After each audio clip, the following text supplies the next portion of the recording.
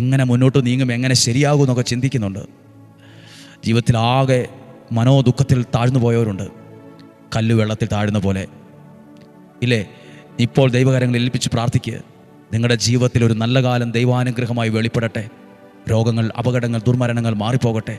ദീർഘായുസ്സും ആരോഗ്യവും സന്തോഷവും സമാധാനം ഐശ്വര്യം ഉണ്ടാകട്ടെ. ചതികളിൽ നിന്നും വഞ്ചനയിൽ നിന്നും ദൈവം നമ്മെ സൂക്ഷിക്കട്ടെ. ആയുധങ്ങളേന്തിയ ദൂതന്മാരുടെ കാവൽ ഞങ്ങൾക്ക് തരണമേ. ശരീരത്തിൻ്റെ അകവും പുറവും ഞങ്ങളെ സൂക്ഷിക്കണമേ.